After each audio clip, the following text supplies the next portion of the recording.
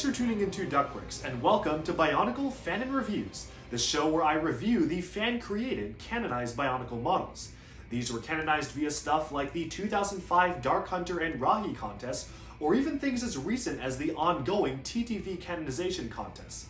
The model here in question was actually canonized for the Dark Hunter magazine contest, which ran in 2005 and was featured in one of the 2006 magazines. This rather colorful looking character's name is Vengeance. He is a Dark Hunter who fought against the Toa Mangai, and specifically Toa Likan, 3,000 years before the events of Legends of Menchu Nui. After being defeated by Likan, he vowed to take revenge on him, but after learning that Likan was killed by Makuta Pterodax, his vengeance then shifted over to Makuta Pterodax, and he spent the rest of his life trying to unsuccessfully kill the Dark Lord. That's really all there is to his backstory, and with that we can take a look at some of the 4 major points by which I review all canon models. Number 1 is posability, so can I get this into cool poses without it falling over? Can it hold the weight of its own weapons? Number 2 is building techniques, so is this just recycling stuff from the official sets, or is it actually trying out something new? Number 3 is overall aesthetics, so agnostic of its role in the story, does this look cool, look menacing, does it look like a cool looking warrior? And finally, number 4 is believability in universe. So does this make sense compared to other denizens of the Matoran universe, and does the backstory given to him as a Dark Hunter make sense for his role in the story? We'll take a look at all that and more as we dive into the review studio to check out the Dark Hunter Vengeance. Oh boy, alright, where do we even start with this guy? So, this is the Dark Hunter Vengeance. He's a very colorful looking character. I want to get a few things out of the way here first. Now you may be wondering why there's just some random colors spattered throughout, and you might be thinking, oh maybe it's just because I'm using random pieces for the review. Actually no. For the most part, the colors here are actually 100% accurate to the actual model. So these are supposed to be orange, that's supposed to be blue, and yes, that's supposed to be lime. And if you look at the head here, one of these is supposed to be orange and one is supposed to be gray. They're all 100% correct for the most part. So the colors here are basically what you would actually see for the model itself. So I want to get a few things out of the way here first. First of all, you may be actually somewhat impressed by the building techniques going on in the lower legs, using double ball joints to give him more friction on the articulation to really improve the way this works. Now, I will have to say this one thing. The torso is just a Kikanalo. Just look closely at it. Remove these 2 tubes and take off the extensions on the arms, and it's literally just a Kikanalo. You've got the exact same colors, exact same building techniques, everything. Nothing changed at all for the legs. These are just Kikanalo legs. Torso, nothing changed whatsoever, just a Kikanalo torso.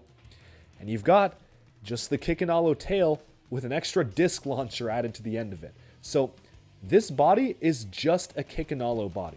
Even the upper arms, these pieces right here, originate from the Kikanalo model. So these upper arms at least are from the Kikanalo. The only things added on are 2 extra tubes, a set of blades to act as some sort of a skirt along the side, and don't even ask why, but double Vakama disc launchers. One would have been good enough, but they had to put on 2. And that's not all, because that's only half the disc launchers in this set. You've got another disc launcher here, for some reason, and you've got another disc launcher mounted on his shoulder, for some reason.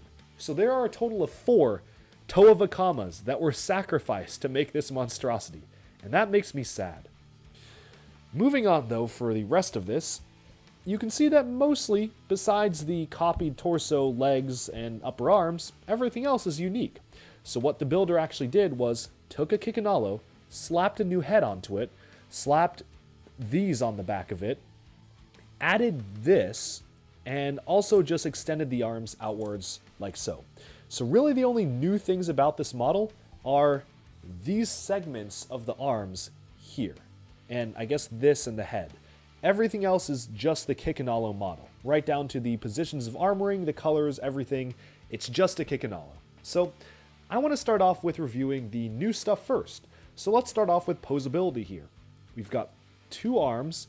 Because they used the Kikanalo upper arms, it actually restricts motion on one of the arms because of this added mounted piece here. There's this piece right here that does not jive well with the way the Kikanalo arms were supposed to be used. So either you really try to make it work like this, and then that causes a lot of wedging in between this model, or you can bend it this way and have it work like that. So I guess this kind of works. You've got an extra piece of articulation here for the shield arm. Boy. Yeah, you've got this Rakshi spine for one segment of the arm, and you've got Toa Nuva legs for the other section that connects to the hand. No, I don't know why this is here. It doesn't really do anything. It's also not really within the color scheme as well. So you've got an extra white leg here. Don't know what that's about. And then you've got double Lecon shields. So this actually kind of looks cool. Just completely standalone. Two shields stacked together look kind of cool. And I will say that obviously these are 3D printed. It's because these pieces cost around $20 each on Bricklink last time I checked. And I certainly was not about to spend $80 on this model to have the official Bionicle pieces used as a shield. So I just 3D printed it. You can see the link to the person who designed these pieces in the description below. Really great designer, so definitely go check them out. Thank you for supplying these models. And yeah, you can see them right here. So I think the configuration of the shield looks pretty cool.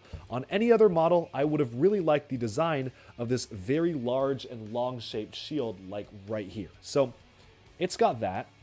It can't hold its weight because it's really heavy and there really isn't any friction here, so the arms will just droop down. But if you plop the bottom of it on the ground, I guess you can kind of make it work. And then you've got this other arm here. No, I don't know why this is brown. If they had a silver one, and they had other ones for the legs, they definitely should have had the right color, but inexplicably, this is brown. Maybe he's gotten a bit of a tan on this arm here. And you've got, at least they're consistent. You've got the same exact colors and building techniques for the arm extensions here, with the tan Nuva leg on the white Nuva leg.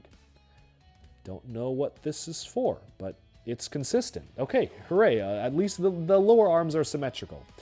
And then you have this staff here, so you've got a claw that's holding onto this staff, and we'll take a closer look at this when we get to the overall aesthetics of this model, but you can see it's very colorful. It has a lot of different color choices going for it, and we can go on from that. So in terms of other articulation, you've got this. I presume this is a shoulder-mounted disc launcher, and why use one joint when 1, 2, 3, 4 could do the trick? So you've got multiple different points of articulation here in completely weird colors too, like dark blue, lime green, and dark red.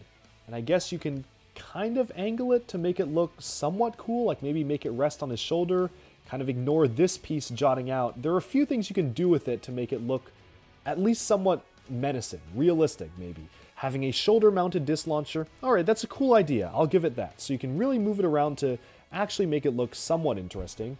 And of course the head is just mounted on a standard Vaki head, so you can rotate that all around like so, up and down, side to side. Pretty just standard fare here. And so moving on to the back, you've got the standard Kikanalo tail. This is again just from the Kikanalo set, except you've got another disc launcher mounted to it. So, I mean, why not have a disc launcher so you can shoot enemies from the back? Am I right? And for the legs themselves, you have actually a decent amount of articulation. So you've got the dual ball joints here. I will not attribute it to the creator of this model. I instead will attribute this to the Bionicle designers that designed the Kikanalo set, because that's good. You've got the standard articulation here, just like the actual Kikanalo set. So that's kind of where we're at in terms of posability. He cannot move his arms around whatsoever unless you have it planted on the floor. There are just so many pieces here that it just flops around.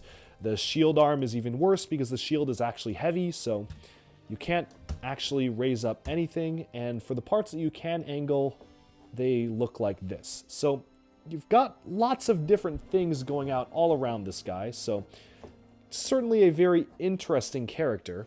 And so obviously, as you can see, posability with the legs, you can actually get the legs into decent poses because again, they're just from the Kikanalo set. So you can bend the legs and actually get it to support its own weight. You won't have issues with this guy falling over, which is great because I would have thought that you would have issues, but thankfully, since they just took the technique from the sets, you don't have those problems. The arms though are a different story. So, as I've said many times, you just cannot do anything with the arms. Unless you rest it down on the ground, the arms will not be able to be posed whatsoever. So that is a major con to me, and even if you could pose the arms, I don't know what you would do with the arms being this long.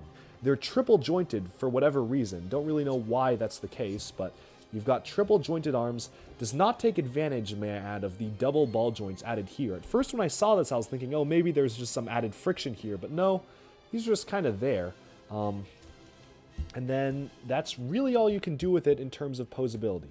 Maybe have it in some sort of a cool guard mode position or something where you can get fairly okay poses out of this if you just kind of ignore how long and lanky the limbs are, but it's really not that great.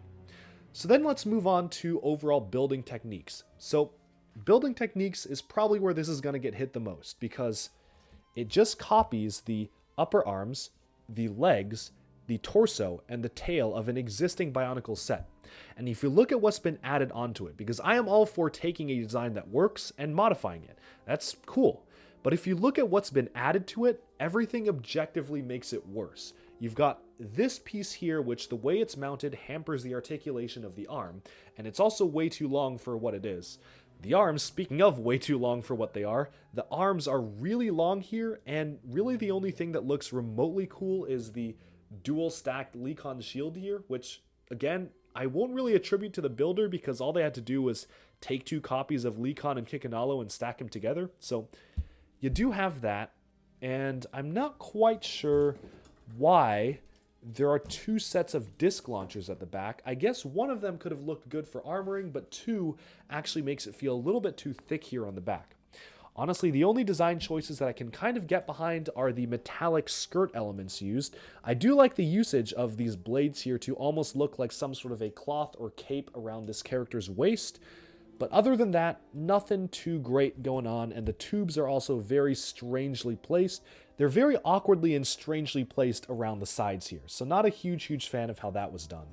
And then speaking of the building techniques for the staff over here, which we haven't talked about too much, they've decapitated poor Rahaga Koalas and placed his body here, which is why this is white, and this actually is supposed to be orange. So you can see this was actually part of the Rahaga set. So he does have a Rotuka launcher there. You've got this thing, which can kind of move around, a secondary spike on the bottom of his staff here. Not sure why this open ball joint is just there. This doesn't connect to anything. It just kind of sits there. And then up at the top here, you've got two different ball joints, because presumably they ran out of the connector pieces and had to use the ball joint hand pieces to extend his staff. So you've got that. But the staff itself is a little anticlimactic because you're just using one golly hook on the top. You would have thought that maybe with something this crazy and bizarre, they would have gone for something a little bit crazier on the top here. Maybe had some much larger thing. I mean, it's not supporting its own weight anyway, so why not go all out with it and make it really big?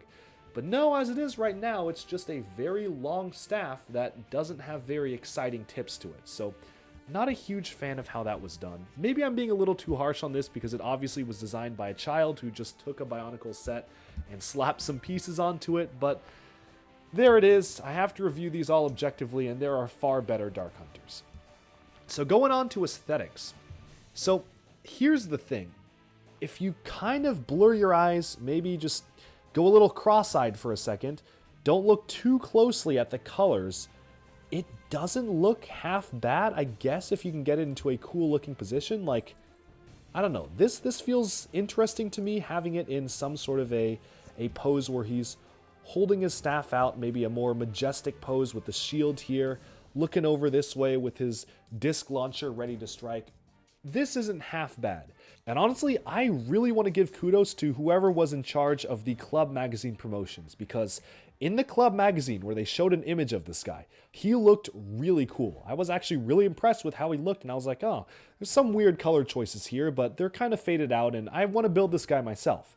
I did not realize at the time that it was just the Kikanalo build, and maybe I was getting tricked by how well the Kikanalo torso was built, but I thought, okay, this looks like some sort of an actual sophisticated model. So you can get him into some poses where you can trick the viewer into thinking he's a cooler looking model than he actually is.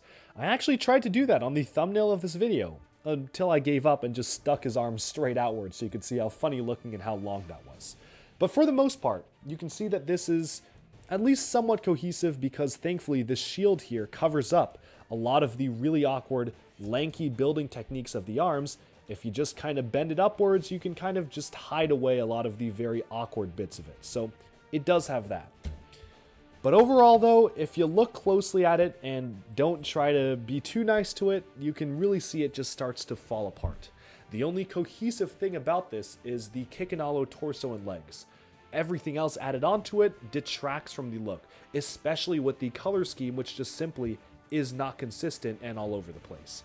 So that is a major con in my opinion. And with that, let's just get this over with and move on to comparing this against some representative samples from the Bionicle universe, because I am ready to never take another look at this model again. Alright, so here we have the Dark Hunter Vengeance alongside some representative samples from the Bionicle universe. Of course I had to bring along the Kikanalo, where things might be starting to look very familiar, and I've also brought along Toa Khan just for a size comparison, and also to illustrate that Toa Khan was the one that defeated him many years ago, so there is some sort of a rivalry between them. So, immediately right here, the question is, does this make sense in the Bionicle universe? Obviously, the torso and legs do kind of make sense because they are just straight from a Bionicle set. You have that shared design influence from an existing creature in Bionicle lore to this model in particular. The head, as much as I think it's kind of goofy to have asymmetrical eyes and asymmetrical lower jaw, actually does look like it's something that could fit in Bionicle because it's very similar to, say, the Shadowed One's head, which features similar building techniques with the Vaki head, a bit of a crown on the top using that same piece the Shadowed One uses, and a lower jaw on the bottom. So I think the head, torso, and legs are fine. The arms, though, is where this gets a little goofy. So if you ignore the weird colors, I also just think they're just a little bit too long. And by a little, I mean a lot. They're too long, just in general. And that really messes with the whole perception of this model as a whole. Instead of being a relatively well-proportioned creature, I think that this just went a little too overboard with the arm length and just some strange things like this super long disc launcher on the top. So believability in universe is definitely stretched a little bit because of that. And I'm going to have to give that an overall 6 out of 10 in terms of believability. Obviously everything else fits well in the universe, but the arms being so long, them being so strangely colored, all in all, feels a little bit strange and awkward to me, and I don't know if I can really picture this going up against another denizen of the Bionicle universe, such as fighting Toa Khan. Setting these two aside though, it's time to take a look at the Dark Hunter Vengeance from the other points, so I'm going to very carefully move this guy over. Okay, we can do that, that's fine. We'll just have him have his arms down. We can work with that. So building and reviewing this model kind of broke me, and I almost was considering taking a break from Bionicle Fanon reviews because this was just such a goofy model to build, and I basically had to buy an extra Kikanalo just to build him, so it definitely was an investment in parts to create this model, which is ultimately just not really something that honestly looks too good on display unless you really get him posed up to something interesting. Talking about posability, obviously the legs are fine. You've got the extra added ball joint because it's just stolen from Kikanalo. The arms, though, are another story, and you just cannot do anything with the arms. Even the disc launcher here is just super long and awkward that makes posing this kind of difficult to actually make this look somewhat good.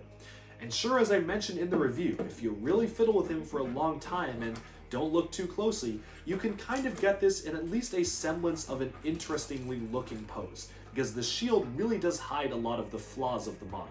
But since you have to put in a ton of effort that, in my opinion, isn't really worth it to get this in a good looking pose, that's definitely a major con to me. And I'm going to give Poseability a 3 out of 10 because of that. Moving on to building techniques, so the lowest score that I give to all the Bionicle Fanon reviews. Consistently, I will give low scores if people just take stuff that are from the existing sets and don't really modify them too much, or in this case, modify them way too much such that the modifications are not good. This checks both of those boxes. Not only does it literally just take the legs and torso from an existing Bionicle model, but the additions and modifications it makes are simply not good. and really do detract from the original model. So I'm going to give building techniques a 2 out of 10 here. Nothing is really that sophisticated, nothing looks all too cool, and the only good looking parts of this model are from the original Bionicle model that it was basically just ripped off from. And finally, moving on to overall aesthetics, this has a very asymmetrical vibe because one of the arms is brown, one of them is silver, you've got this inexplicable tan and white here, and you've got all sorts of weird colors like half orange, half gray, 2 different colored eyes, and whatever the heck this line piece is doing in here.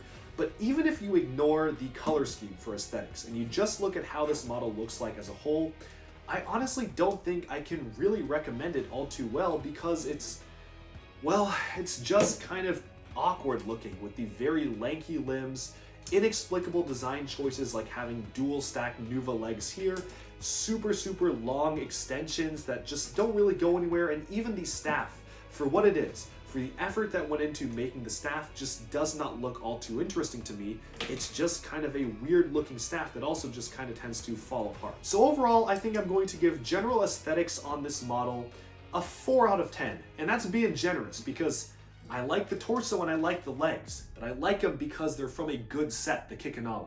I would not like any other part of this build. So 4 out of 10 aesthetics, that's being very generous.